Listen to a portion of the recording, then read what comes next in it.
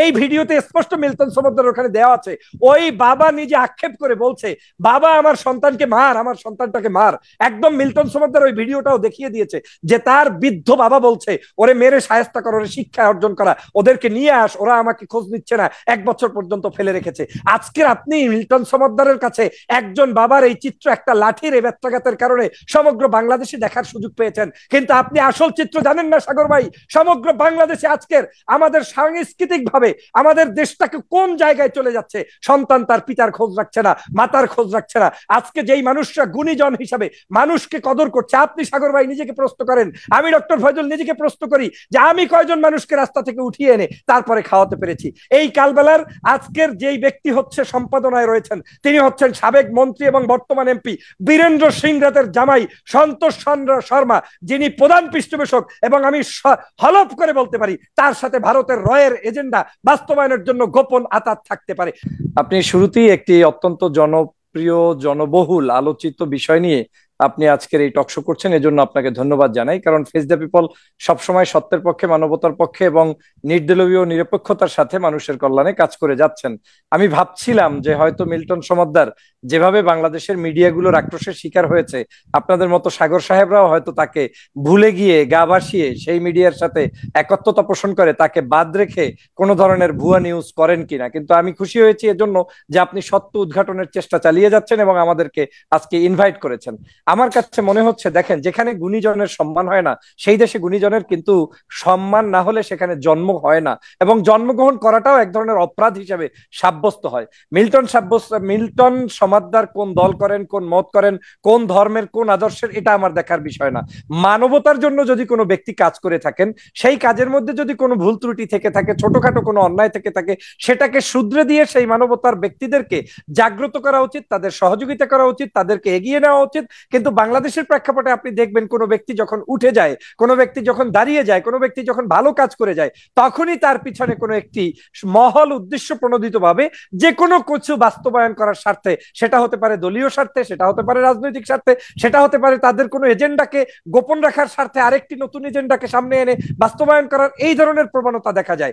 Milton সমাদ্দারের যেই ঘটনাটি সাম্প্রতিক সময়ে বাংলাদেশে প্রচারিত হয়েছে, তাতে মনে হবে মিল্টন সমাদ্দারের মতো একজন সন্ত্রাস মনে হয় বাংলাদেশে নাই। মিল্টন সমাদ্দার মনে হয় সকাল সন্ধ্যা তার বাবা মাকে পিটায়। মিল্টন সমাদ্দার মনে হয় তার ওই যে কি বলে বৃদ্ধাশ্রমে নিয়ে নিয়ে মানুষদেরকে লাঠি দিয়ে সকাল সন্ধ্যা পিটায়। কিন্তু আসল চিত্র যদি আপনি শুনতে যান তাহলে অবাক হবেন, আমাদের মতো অনেক শিক্ষিত জন, রাজনীতিবিদ, বিভিন্ন ভাবে বাংলাদেশে সোশ্যাল মিডিয়ায় অ্যাক্টিভিস্ট হিসেবে কাজ করেও যে ভুল ভাল বিভ্রান্ত তার নামে ছড়িয়েছে, সেটা দেখে আমি অবাক হয়েছি। আমাদের সততাকে নিয়ে আমি প্রশ্ন রাখতে আজকের বাধ্য হচ্ছি যে আজকের আমাদের দেশ কোথায় যাচ্ছে।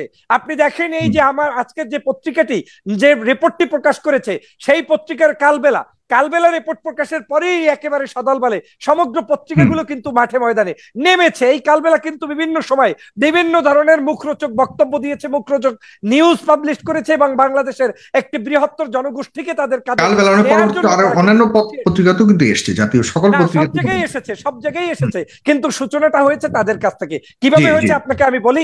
ঈদের আগের দিন দেখেন, সেটা হচ্ছে 10/4/2024, যেদিন ঘটনার সূত্রপাত হয়েছে। এই 10/4/2014 একটি রাস্তা নিয়ে আলোচনা হয়েছে মিল্টন সমাদ্দার এবং তাদের সাথে তার এই যে আপনার যেখানে বৃদ্ধাশ্রমের 6 তলা নতুন ভবন তৈরি করছে, তার পাশেই শামসুদ্দিন চৌধুরী সাহেবের একটি প্লট আছে। সেই প্লট নিয়ে তাদের মধ্যে বিভাজন সৃষ্টি হয়েছে। কি প্লটের পাশ দিয়ে রাস্তা 6 ফুট যাবে না 12 ফিট যাবে? আমার কাছে আপনার এই রাস্তার ছবি আছে, দেখেন। এটা হচ্ছে আপনার তাদের কি বলে জমির, আমার লাইটের কারণে হয়তো জমির ক্লিয়ার দেখতে পাবেন না। হ্যাঁ, এটা আমি দেখাই। হ্যাঁ, আমি দেখাচ্ছি। এই যে দেখেন, এটা হচ্ছে তাদের প্লটের, মিল্টন সমাদ্দার যেখানে প্লট নির্মাণ করেছেন, যেখানে আর কি তিনি ঘর নির্মাণ করেছেন, বিল্ডিং 6 তলা, সেইটার জায়গা। এটার পাশের ছবি দেখেন। এই কিন্তু 6 তলা ভবন অলরেডি আপনার। হ্যাঁ, মিল্টন সমাদ্দারের 6 তলা অলরেডি আপনার। এটা হচ্ছে বৃদ্ধাশ্রম। এই বৃদ্ধাশ্রমের এখানেই জমির সূত্রপাত। এই যে আপনি টিনের ঘর দেখতেছেন, এই টিনের পাশ থেকে একটা রাস্তা গিয়েছে, রাস্তাটা 6 ফুট হবে। এই যে বৃদ্ধাশ্রমের ভিতরের ছবি দেখেন, এক একটা ফ্লোরে 60 থেকে 70 জন মানুষ থাকতে পারে, সেরকম ব্যবস্থাপনা। এই জায়গাটা দেখেন, এই যে নতুন ভবনের ভিতরেই কিন্তু এই মা বোনেরা সহ বিভিন্ন জনে এখানে উপস্থিত হয়েছে। তো এই মিল্টন সমাদ্দারের যে বিল্ডিং নির্মাণ, নতুন করে বিল্ডিংটা করেছে, রাইট? হ্যাঁ, নতুন করে রিসেন্টলি করেছে। এই এখন কয় মাস আগে করেছে আমার কাছে সেই তথ্য নেই, কিন্তু একদম রিসেন্টলি এটা কমপ্লিট হয় নাই, কাজ এখনো কমপ্লিট হয় নাই। সেই ভবনের ওখান থেকে তাদের ভাষ্য অনুযায়ী, তার অ্যাডভোকেটের ভাষ্য অনুযায়ী 6 ফিট রাস্তা মিল্টন সমদ্দার রেখে তারপরে তার ভবন নির্মাণ করেছে। পাশ দিয়ে 6 ফিট যাওয়ার কারণে শামসুদ্দিন চৌধুরী সাহেব, যিনি একজন অনেক ক্ষমতাধর ব্যক্তি হিসেবে ধরে নেওয়া হচ্ছে, ওই ব্যক্তি দাবি করছেন 12 ফিটের রাস্তা দিতে হবে। এই জায়গাটাই যখন আলোচনা হচ্ছে তখনই মূলত 16/4/2024 তারিখ মামলা দায়ের করেছেন সেই শামসুদ্দিন চৌধুরী সাহেব। কার বিরুদ্ধে? মিল্টন সমদ্দারের বিরুদ্ধে। কয় ফুট নিয়ে? 6 ফুট জমি নিয়ে। সেই জমিটার পরে 18 তারিখে মিল্টন সমদ্দার সুপ্রিম কোর্টে গিয়ে 18/4/2024 তিনি জামিন নিয়েছেন। জামিনের পরে 25/4/2024 তারিখে বিতর্কিত রিপোর্ট প্রকাশ করেছে কালবেলা। যখনই কালবেলা এটাকে পরিকল্পিতভাবে রিপোর্ট প্রকাশ করেছে, সাথে সাথে সমগ্র বাংলাদেশের, আপনি দেখেছেন যে সমগ্র বাংলাদেশে এটা নিয়ে নিউজ হয়েছে। সেখানে কিন্তু 6 ফুট রাস্তা নাই, 12 ফুট রাস্তার গল্প নাই, শামসুদ্দিন চৌধুরীর গল্প নাই। সেখানে এসেছে মিল্টন চৌধুরী মানুষকে কি করেছে? পিটিয়েছে, বাবা মায়ের অবাধ্য সন্তান, এবং তার ওখানে মানুষদেরকে পিটিয়ে পিটিয়ে জখম করেছে, সেই ছবি দেখিয়েছে। আপনাকে একটা স্পষ্ট করে বলতে চাই, যেই ছবিটি আপনারা বাংলাদেশে প্রচার পেয়েছে যে মিল্টন সমদ্দার বাবার মানে কি বলে, মানে একটা মানুষকে রুমের মধ্যে আটকে টর্চার সেল গঠন, হ্যাঁ অনেক টর্চার করছিল, এটা খুবই ভাইরাল হয়েছে, রাইট? যেটা ডিবির হারুনও এটা নিয়ে ভাইরাল করার চেষ্টা করছে বা বক্তব্য দেওয়ার চেষ্টা করছে। ডিবির হারুন কখন বক্তব্য দিয়েছে? এতদিন পর্যন্ত কিন্তু এই মিল্টন সমদ্দার আওয়ামী লীগের আমলেই কিন্তু তার এই সকল কার্যক্রম চালিয়েছে। তিনি কিন্তু এই 17 বছরের মধ্যেই তার এই সকল উত্থান এবং তার কর্মকাণ্ড পরিচালনা করেছে। কোনো জায়গায় সমস্যা ছিল না। সমস্যাটা তৈরি হয়েছে প্লট এবং শামসুদ্দিন চৌধুরী সাহেবের স্বার্থ সংশ্লিষ্ট বিষয় নিয়ে, এবং ডিবির হারুনের আমি মনে করি বিতর্গত কোন ধরনের স্বার্থ সংশ্লিষ্ট ছিল বিদায় পত্রিকার মাধ্যমে এই নিউজ করে। উনি তো আইন অনুযায়ী, উনি আইনের মানুষ, আইন অনুযায়ী আমি দেখাচ্ছি আপনাকে একটা ঘটনা যেহেতু পত্রিকায় এসছে, উনি তো সবসময় পত্রিকার ঘটনাগুলিকে, আলোচিত ঘটনাগুলোকে উনি যাচাই করার চেষ্টা করেন। এবং ওনার কাছে কে না যায়, ওনার ভাতের হোটেলে কে না যায়? নায়ক, নায়িকা, গায়ক, গায়িকা, রাজনীতিবিদ, যেতে পারে উনি, যেহেতু না উনি তো এখন বাংলাদেশের ওয়ান কাইন্ড অফ শেখ হাসিনার পরে যদি কোনো ব্যক্তি থেকে থাকে সর্বোচ্চ ক্ষমতাধর, ওই বেনজিরের মতো উনি হচ্ছে ডিবি। সবাই তো উপকার পাচ্ছে, এই কারণে যায় সবাই, স্বাভাবিক। কে পাচ্ছে না পাচ্ছে আপনাকে দেখাচ্ছি যে মানুষের নামে মিথ্যা ভুলভাল তথ্য দিয়ে একজন মানুষকে বিপদে ফেলাতে পারেন না। আমি মিল্টন সমদ্দার অন্যায় হলে অবশ্যই তার বিচার চাই, কিন্তু যেই বিষয়গুলো প্রোপাগান্ডা ছড়ানো হয়েছে, আমি সেই কাহিনীটা আপনাকে বলি। 1 নম্বর হচ্ছে আব্দুল মালেক বাবা নামের একজন ব্যক্তি, তিনি বয়স্ক ব্যক্তি ছিলেন। ওই ব্যক্তিকে মিল্টন সমদ্দারের ওইখানে প্রশাসনিক কর্মকর্তারাই রাস্তা থেকে উদ্ধার করে তাকে রেখেছিলেন তার কি বলে এই যে বৃদ্ধাশ্রমে। সেই বৃদ্ধাশ্রমে রাখার পরে 1 বছর। কোনটার কথা বলছেন? মানে মারামারির কথা? মালেক হ্যাঁ মারামারির কথা বলছি। যেই মানে মিল্টন সমদ্দার কাউকে মারছে একটা ভিডিও, হ্যাঁ সেটার কথা বলছি, রাইট? সেইটার কাহিনীটা আমি বলছি যে কেন তিনি কাকে মেরেছেন এবং সেই মারাটা আসলে উচিত ছিল কিনা, কাকে মেরেছেন সেই তথ্যটা বলছি। সেটা হচ্ছে আব্দুল মালেক সাহেব নামের একজন বয়স্ক মুরব্বী, তাকে উদ্ধার করে মিল্টন সমদ্দারের হাতে দিয়ে যাওয়া হয়। কিছুদিন থাকার পরে তিনি আবার তাকে পুলিশ তাকে উদ্ধার করে বাংলাদেশের এই মিল্টন সমদ্দারের কাছে দিয়ে যায়। 1 বছর পর্যন্ত মিল্টন সমদ্দারের কাছে সেই আব্দুল মালেক সাহেব ছিলেন অসুস্থ অবস্থায়, চিকিৎসারত অবস্থায়। তিনি তার ছেলে সন্তানদেরকে দেখতে চেয়েছেন। 3টি তার পরিবারের সন্তান রয়েছে, 3 সন্তানের কেউ তার খোঁজ রাখতে আসে নাই। না আসার কারণে এই মিল্টন সমদ্দারের কাছে আব্দুল মালেক বারবার আকুতি করতো, আমার সন্তানদেরকে নিয়ে আসো, একটু দেখবো, এই করবো, যে কোনো মূল্যে হোক একজন সন্তানকে তার ওইখানে উপস্থিত করাতে পেরেছেন। তখন মিল্টন সমদ্দার সকলের উপস্থিতিতে নিজে আবেগতাড়িত হয়ে তার ওই বাবার এই যে কষ্ট দেখেছেন 1 বছর পর্যন্ত, এবং ওই সন্তান ভালো জামা কাপড় পরে মিল্টন সমদ্দার ওইখানে এসেছেন, তখন তিনি বলেছেন যে কেমন বাবার সন্তান তুমি, যে 1 বছর পর্যন্ত খোঁজ নিতে পারো না, তোমার জামা আছে, তোমার প্যান্ট আছে, তোমার সব আছে। এই বলে তার উপরে তিনি কিছু উত্তম মাধ্যম ওই সময় উপস্থিত মানুষের সামনে দিয়ে তার লোকদেরকে বলে দিয়েছেন যে এই ধরনের অসৎ চরিত্রবান সন্তান যদি থাকে, তাদের বাবাদেরকে যদি এরকম বৃদ্ধাশ্রমে আনতে হয়, এটা কোনোদিন দেশের যুব সমাজের জন্য কল্যাণ নয়। অতএব আমার এই বৃদ্ধাশ্রমে এই সকল দুষ্ট চক্রের লোকদেরকে স্থান দেওয়া যাবে না, তাদেরকে শায়েস্তা করতে হবে।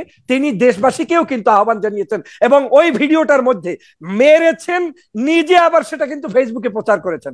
সাগর ভাই, আপনাকে প্রশ্ন করে জানতে চাই, আমি যদি কাউকে মারি, সেটা যদি ফেসবুকে আমি আবার প্রচার করি, দ্যাট মিনস আমার ইন্টেনশনটা আপনাকে বুঝতে হবে। আমি কেন মেরেছি, কেন প্রচার করেছি, করেছি। প্রচারটা করার মধ্য দিয়ে মিল্টন সমাদ্দার প্রমাণ করতে চেয়েছে বাংলাদেশের অবহেলিত বৃদ্ধাশ্রমগুলোতে যে সকল বাবা মা ডিসিএসপির সন্তান আজকে আছে, তার সন্তান ডিসি, অমুকের ওএসপি, অমুকের বড় বড় কমিশনার লন্ডন আমেরিকায় থাকে, কিন্তু বাবারা থাকে আজকের বৃদ্ধাশ্রমে। কেন এই সব মানে আপ টু ডেট মানুষের সন্তানদের মানে বাবারা আজকের এই ধরনের বৃদ্ধাশ্রমে থাকবে? এটা তো আমাদের জন্য, দেশের জন্য, জাতির জন্য কোনোদিন মঙ্গল বয়ে আনতে পারে না। শাসন করছিল, যদি আপনার কথা ধরি, মানে সে শাসন করেছে। ওই যে বৃদ্ধাশ্রমের বৃদ্ধটি ছিলেন তার ছেলেকে, সন্তানকে শাসন করেছে, তুমি কেন তোমার বাবাকে এখানে রেখে গেছেন খবর। আপনি রাইট এবং আপনি ওই ভিডিওর মধ্যে যদি দেখেন, আমি আপনাকে এখানে শো করে দেখাতে চাই না, আপনার এই কপিরাইট ক্লেম খাওয়াতে চাই না। এই ভিডিওতে স্পষ্ট মিল্টন সমাদ্দার ওখানে দেওয়া আছে, ওই বাবা নিজে আক্ষেপ করে বলছে বাবা আমার সন্তানকে মার, আমার সন্তানটাকে মার। একদম মিল্টন সমাদ্দার ওই ভিডিওটাও দেখিয়ে দিয়েছে যে তার বৃদ্ধ বাবা বলছে ওরে মেরে শায়েস্তা কর, ওরে শিক্ষা অর্জন করা, ওদেরকে নিয়ে আস, ওরা আমাকে খোঁজ নিচ্ছে না, 1 বছর পর্যন্ত ফেলে রেখেছে। আজকে আপনি মিল্টন সমাদ্দারের কাছে একজন বাবার এই চিত্র একটা লাঠি ব্যত্যাঘাতের কারণে সমগ্র বাংলাদেশে দেখার সুযোগ পেয়েছেন, কিন্তু আপনি আসল চিত্র জানেন না সাগর ভাই। সমগ্র বাংলাদেশে আজকের আমাদের সাংস্কৃতিক ভাবে আমাদের দেশটাকে কোন জায়গায় চলে যাচ্ছে। সন্তান তার পিতার খোঁজ রাখছে না, মাতার খোঁজ রাখছে না। আজকে যেই মানুষরা গুণীজন হিসাবে মানুষকে কদর করছে, আপনি সাগর ভাই নিজেকে প্রশ্ন করেন, আমি ডক্টর ফয়জুল নিজেকে প্রশ্ন করি যে আমি কয়জন মানুষকে রাস্তা থেকে উঠিয়ে এনে তারপরে খাওয়াতে পেরেছি। এখন আমরা দল পেশে কথা বলার কারণে, রাজনৈতিক বক্তব্য দেওয়ার কারণে সকাল সন্ধ্যা মিল্টন সমাদ্দার আওয়ামী লীগ না জামাত না ওই হেফাজত করে এইটা তদন্ত করার কারণে, উনি এখন খ্রিস্টান না হিন্দু না মুসলমান এইটা তদন্তের কারণে আজকের আমরা আমাদের দেশ থেকে মানবতার লোকগুলোকে হারিয়ে ফেলতে বসেছি। আমাদের যেখানে উচিত ছিল মানবতার পক্ষে কথা বলার, আপনি দেখেন ডিবির হারুন কিভাবে উদ্দেশ্য প্রণোদিত ভাবে 2 দিন 3 দিনের মধ্যে ক্যাম্পিং করা শেষ, সাথে সাথে তিনি বলে ফেললেন যে এই মিল্টন সমাদ্দার খারাপ, তার বাবাকে মেরে এসেছে, তিনি একজন বখাটে, অমুক তমুক। সমগ্র বাংলাদেশের বখাটের চিত্রগুলো যদি দেখেন তাহলে তার মধ্যে দেখবেন এই শাসক গোষ্ঠীর দলের লোকদের মধ্যে, পুলিশ প্রশাসনের কর্মকর্তাদের মধ্যে। আপনার নিশ্চয়ই মনে আছে ঐশীর বাবাদেরকে, মাকে, তার পরিবারকে হত্যা করেছিল একটা মেয়ে, তার পুলিশ অফিসার, তার বাবা মা কিন্তু হত্যা হয়েছিল। কেন? আজকের এই অবক্ষয়ের কারণে, আজকের এই সামাজিক অবক্ষয় থেকে আমার বাংলাদেশকে তো রক্ষা করতে হবে। আপনি আসেন এই যে কালবেলাকে তো অনেকে হাজী সাহেব মনে করেন, আমি বাংলাদেশের প্রত্যেকটি মানুষকে অনুরোধ করব আপনাকে প্রত্যেকটা নিউজ পড়ে তার ব্যাকগ্রাউন্ড জানার চেষ্টা করতে হবে। কালবেলা আপনাকে বিভ্রান্ত করছে শুধুমাত্র বাংলাদেশের এই যারা এখন মানে অনলাইনে আমরা যারা কথা বলছি, বিভিন্ন ধরনের মানুষ আছে, এই ডানপন্থী বিভিন্ন মানুষদেরকে নিউজ দিয়ে আপনাকে ওদের মুরিদ বানাচ্ছে, মুরিদ বানিয়ে সময় মতো আপনাকে ডলা দেওয়ার জন্য রেডি আছে। এই কালবেলার আজকের যেই ব্যক্তি হচ্ছে সম্পাদনায় রয়েছেন, তিনি হচ্ছেন সাবেক মন্ত্রী এবং বর্তমান এমপি বীরেন্দ্র সিং রাতের জামাই সন্তোষ চন্দ্র শর্মা, যিনি প্রধান পৃষ্ঠপোষক, এবং আমি হলফ করে বলতে পারি তার সাথে ভারতের রয়ের এজেন্ডা বাস্তবায়নের জন্য গোপন আতাত থাকতে পারে। আজকের বাংলাদেশে বিএনপির নির্বাচনের প্রাককালে এই মিডিয়ার মালিক যেই হোক বা মিডিয়া যেই চালাক, এখন কথা হলো মানে কালবেলা তো তাদের গণমাধ্যমের দায়িত্ব পালন করেছে। কালবেলা যতটুকু যে প্রতিবেদন নিয়ে আমি কথা বলেছি এর আগেও, কালবেলা তাদের দায়িত্ব পালন করেছে যে যেই অভিযোগগুলো তারা পেয়েছে সেগুলি তদন্ত করে তারা একটা রিপোর্ট দিয়েছে। সেটা নিয়ে যদি দ্বিমত রয়েছে, মিল্টন সমাদ্দার বলেছে অভিযোগ আপনার এই যে কালবেলার একটা অভিযোগে জমির 6 হিসাব নাই।